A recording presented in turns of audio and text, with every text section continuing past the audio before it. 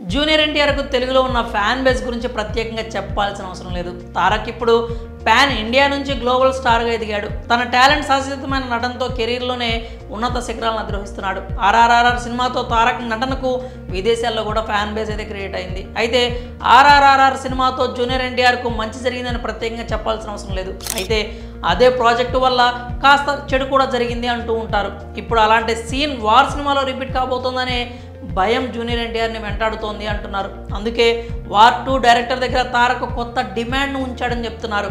RRR సినిమాకి సంబంధించి ఇటీవల కూడా నెట్టింట కాస్త పంచాయితీ జరగడం చూసాం. Star writer Vijendra Prasad RRR సినిమాకి కొమరం భీమ్ క్యారెక్టర్ సపోర్ట్గా ఉంటుందని చెప్తే అందరూ దానిని సపోర్టింగ్ రోల్ అంటూ మార్చేశారు. చాలామంది ఆ మాట చెప్పి RRR సినిమాలో తారక్ ది సపోర్టింగ్ రోల్ అంటూ ట్రోల్స్ చేశారు. ఆ విషయంపై పెద్ద పెద్ద ఫ్యాన్ వార్స్ కూడా నడిచాయి.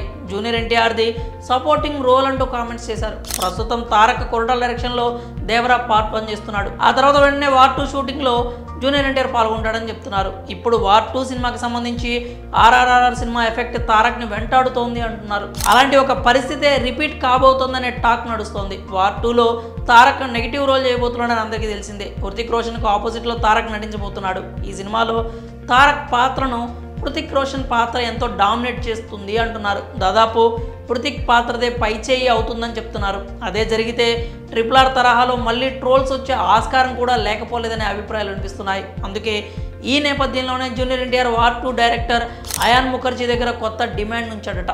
వార్ 2 కథలో మార్పులు చేయాలని కోరాడంటూ నెట్టింట వార్తలు వినిపిస్తున్నాయి. హృతిక్ పాత్రతో సమానంగా తారక్ పాత్ర కూడా ఉండేలా మార్పులు చేయాలని కోరాడంటూ గట్టిగానే టాక్ నడుస్తోంది. ఈ విషయంలో డైరెక్టర్ అయాన్ ముఖర్జీ మాత్రం సుముఖంగా లేడని కూడా కామెంట్ చేస్తున్నారు.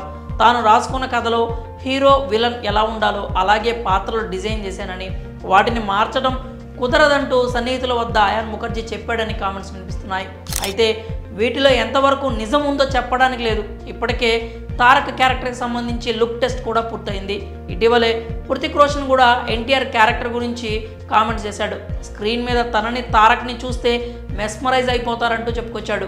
మొత్తానికి ఈ సినిమాకి సంబంధించి అసలు ఏం జరుగుతోంది అనేది తెలియాలి అంటే అధికారిక ప్రకటన వచ్చే వరకు ఆగాల్సిందే. ప్రస్తుతానికి మాత్రం ఎన్టీఆర్ దేవర సినిమా షూటింగ్లో బిజీగా ఉన్నాడు. మరి జూనియర్ ఎన్టీఆర్ వార్ 2 డైరెక్టర్ని కథలో మార్పులు చేయాలని కోరాడంటూ వస్తున్న వార్తలపై మీరేమనుకుంటున్నారో మీ అభిప్రాయాలని కామెంట్స్ రూపంలో తెలియజేయండి.